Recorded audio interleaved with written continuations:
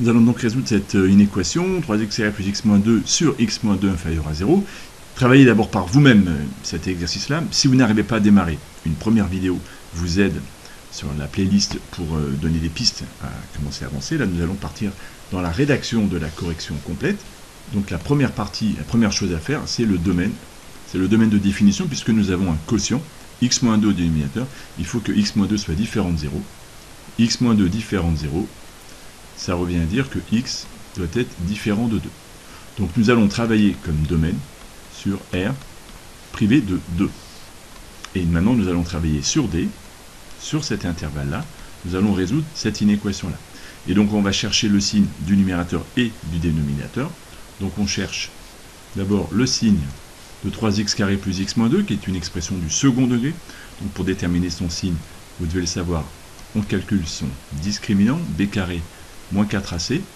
b carré vaut 1 au carré moins 4 fois 3 fois moins 2, ce qui fait 25, qui est donc positif. Il y a deux racines.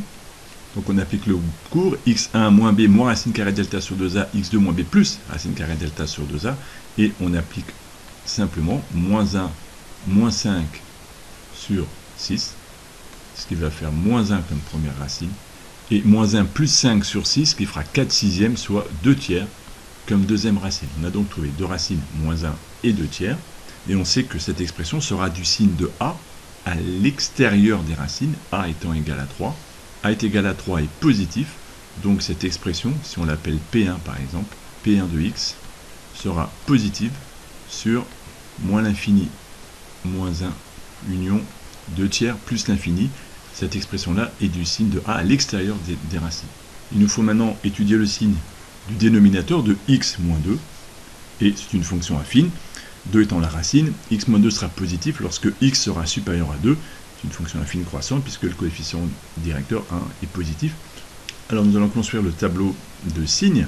Nous avons trouvé trois racines, il y a 2 comme première racine pour le dénominateur, et nous avions trouvé 2 tiers et moins 1 au numérateur. Nous allons donc classer par ordre croissant ces racines. Il y a d'abord moins 1, 2 tiers et 2, les bornes plus et moins à l'infini de mon domaine initial, et on va marquer le signe de P1, le signe de x-2, et enfin le signe, appelons-le Q, le signe du quotient tel qu'il est proposé.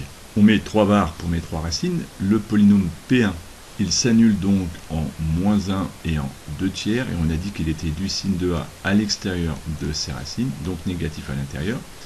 Le signe de x-2 est nul ici, et attention, on accepte le 0 pour x-2, il n'y a pas de raison de l'interdire, il n'y a qu'une seule barre ici, c'est positif, négatif, négatif, négatif. Maintenant nous allons faire le signe, un positif par un négatif, c'est négatif, 0 divisé par n'importe quoi, ça fera 0, moins, moins, plus, 0 divisé par n'importe quoi, ça fera 0, plus par moins, ça va faire moins, et c'est ici qu'il faut mettre la double barre, puisqu'on n'a pas le droit de diviser par 0, et enfin, plus par plus, cela fait plus. Et maintenant on me demande le domaine où mon quotient est strictement inférieur à 0. Il s'agit de ce domaine-là et de ce domaine-là, les crochets étant ouverts, puisqu'on veut une inégalité stricte. Donc l'ensemble final sera moins l'infini, moins 1, ouvert, union, 2 tiers 2.